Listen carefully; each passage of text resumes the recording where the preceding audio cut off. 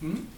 Could you at this point offer any thoughts on, you just gave an example, an intuitive notion in the context of thinking in terms of database example. Can you offer any words in terms of thinking in terms of dynamic systems, like what kind of thing, this is a pattern for extension. What kind of extension, can you have an intuition about, like, what, in other words, this is an extensional pattern. You explained how it could, deal with maybe the notion of method extension. How about in dynamic systems? Do you have any words to say what it might mean there? So right, so in a dynamic systems world, David has this nice paper where he talks about how you can view, so in a dynamical system, what's going on? We might fill a dynamical system, what do we want? X times, let's say it takes an input and has a state and turns it into a new state, and then that from states to outputs. So we might put them in each of these boxes. But the outputs could sort of feed out to certain things. The inputs come from somewhere, and we might have feedback. So the outputs of here might go to the inputs of here, and so on. And so the lens structure that's relevant in dynamical systems is really about sort of keeping track of where the inputs are coming from, i.e. from which outputs the inputs are coming from. So they might come in, and that from here, a value here might come in from, well, it can't come in from there. It comes in from the outputs of these internal systems. Or an input here can come in from the output to some other system, or from the input to the entire system. You see a lens right inside that box already, right? Yeah. And the whole thing is a lens. Yeah, there's much more to say here. Yeah. And it's a cute story, as you want to. One thing to notice is that the form of this thing, so the condition here is sort of a no passing wires condition. It says that inputs to sort of the interior boxes must come from the outputs to the interior boxes, or the input to the entire thing, and the outputs to the entire box must come from the outputs to the interior box. But if we sort of reverse, if we think about what that is, then we're exactly writing down a prism. So that is, let me see. Let's call the interior boxes X, and so the values for the inputs to the interior boxes come from the outputs to interior boxes, or the input to the whole thing, and then the values for the outputs to the entire box just come from the values of the outputs of the interior boxes. And so that's a lens structure, prism structure right there. If I compare it to this definition here. And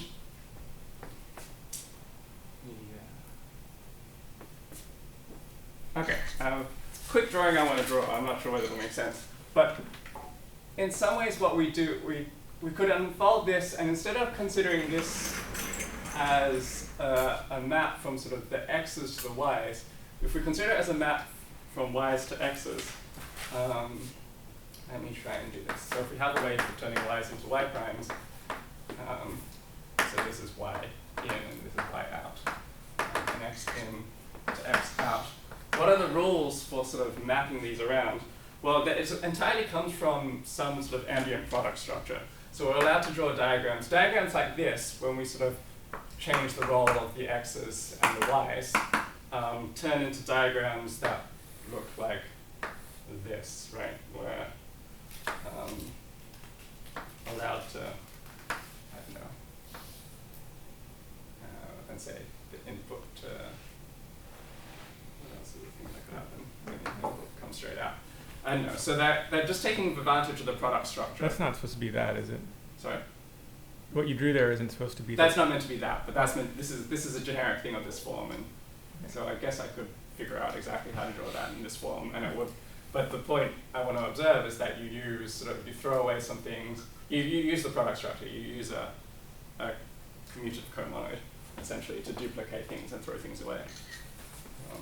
So it's a way of understanding this sort of this feedback condition. But you're understanding it in a way of sort of zooming. This is about sort of having things inside and zooming out, but you could view it the other way.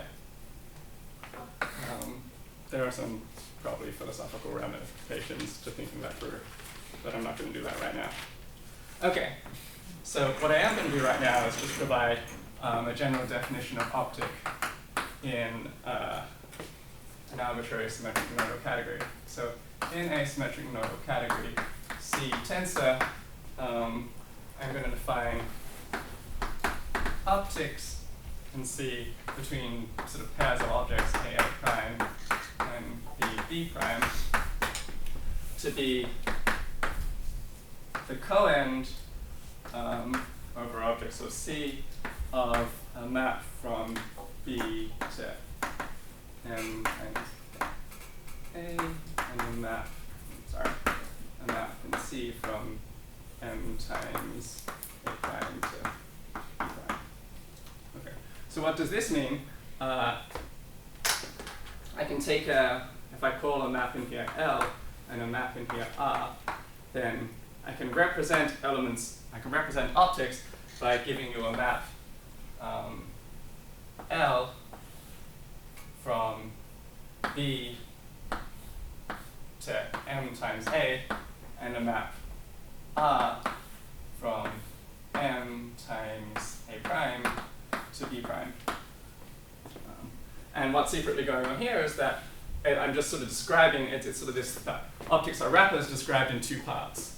So these are the two parts, but really we should consider this one part, and that's what this coend is doing for us. So this coend is saying that I might give you these pairs, but if you give me this pair, say, we'll call it L, and then I put F here, this pair and this value of R.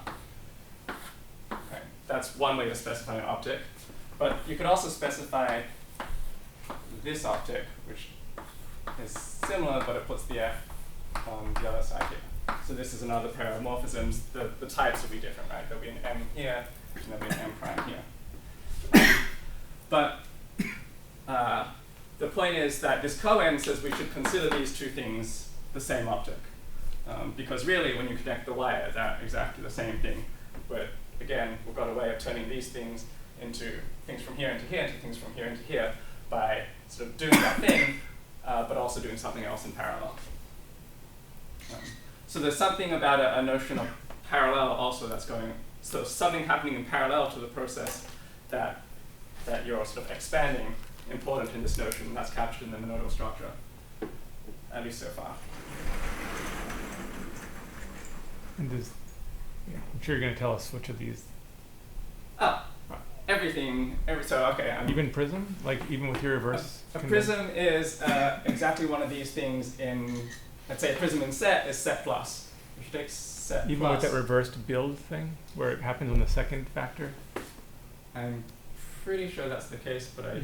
Yeah, because the build goes, like, the build happens after. And then, actually adapters are an example of lenses and of prisms. So you could view them as an optic and that. But you can also give a more direct definition of adapter if I sort of vary this definition. But I'm not going to do that. I made some comments about it at the end. Okay, so I've given a general definition of optic and explained that the idea is that they take sort of ways of transforming A's into A primes into ways to transform B's into B primes. But I haven't really said what I mean by way of transforming A into A prime. And so I'm going to capture this notion using the idea of a profunctor. Yeah.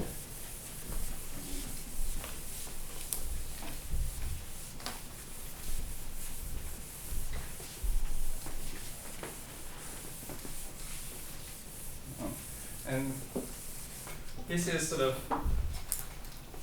not only cosmetic, but this is the way they tend to be implemented in functional programming languages for some, I guess because you're viewing things as an operator. So 3, I'm going to call it profunctors, why not? So another definition,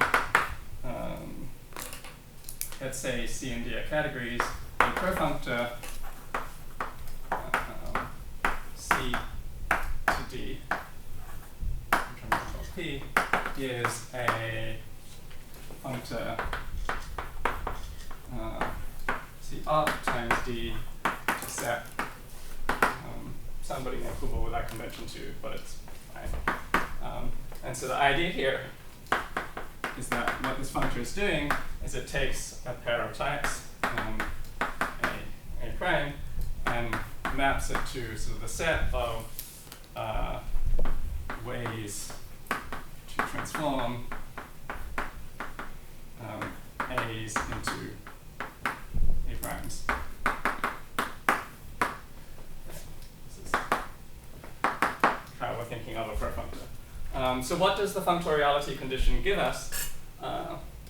Well, so given, so the functoriality says that given maps sort of f from B to A and g from A prime to B prime, we get this function from the set of ways to turn A's into A primes to the set of ways to turn B's into B primes. And what this does is, let's see, so if I think of a way to turn A into A prime, so it's not a morphism in the category, so I'm just going to draw it, but I'm going to draw it kind of suggestively in yellow. Is that, do I have another color? I don't. Okay, so morphisms in the, actually, I'll draw it in white. And morphisms in the category are going to be drawn in yellow. So what this is saying is that I can have a new way, which is essentially we think of as something like conjugating by the morphisms f and g. Right, so if I have a way to turn A's into A primes, I can draw this picture, and it describes a way to turn B's into B primes. So this picture corresponds to an element of this, which is some white box from B to B prime. So an example of a profunctor which just kind of makes the distinction between these sort of white boxes and these yellow boxes moot is the Helmholtz profunctor.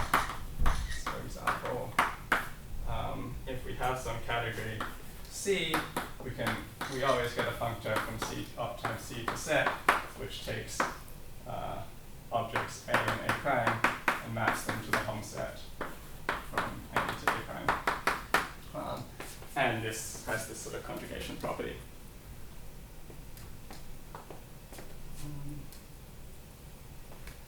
Okay. So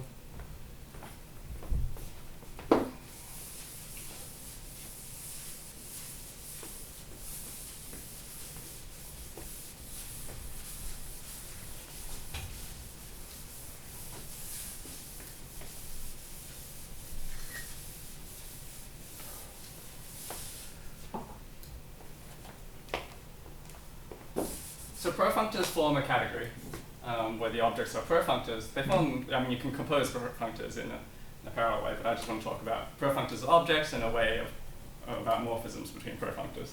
And so we can write category, say, profunctors from C to C for the category with objects, profunctors. So and morphisms. If I have some profunctor P from, so that's a map from C times C off to set, and I have another profunctor Q, then a morphism is a natural transformation between them. And natural transformations between things compose as usual, so this forms a category. Okay. Now, given some objects, some pair of objects, A prime in C off times C, right? I can define a functor called blank A times A from profunctors and C to set. So what does this do? Well, if you give me a profunctor P, then I give you the set P evaluated at this pair A prime.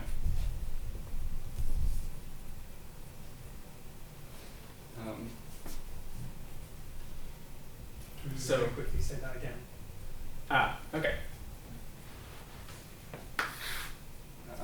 So what does this?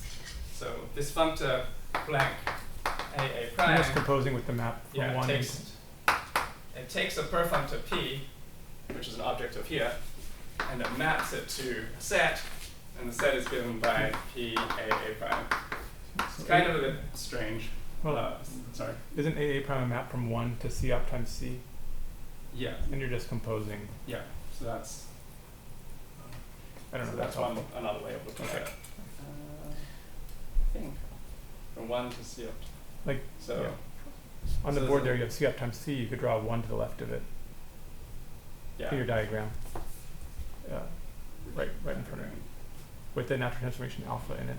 There, yeah. Yeah. So From I one. have a. Yeah. Right. Yeah, okay. So given a profunctor, precomposing that profunctor with this thing gives just a set. And if we have two profunctors, it's functorial because the natural transformation would just give us a function between those two sets. Is that clear? Or is Yeah, okay, so the way we think of this is P, again, the profunctors are giving us ways to transform A's into A primes. So they give us a class of ways to transform things. So one profunctor might just be like, one way to turn A's into A primes might just be functions from A to A prime. But another way might be relations, or if they have some sort of monoid structure, and then monoid homomorphisms or something like that. So what we're doing is we're sort of being agnostic about which way we want to turn A's into A primes. But if we specify a way to turn A's into A primes, that gives us a set of that particular P-type way to turn A's into A primes. All right. And then, so given this, the idea, or an idea, is an optic from A prime to B prime is just a natural transformation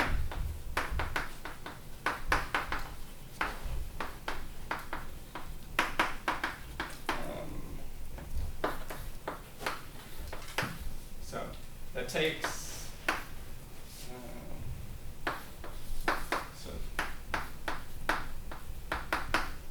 from this functor, so the functor blank A prime to the functor blank B prime. So this is my optic, and I'm going to call my optic alpha. So what does this diagram say? This says a natural transformation between sort of this functor and this functor says for every profunctor, I get a function between, if the profunctor is called P, between P of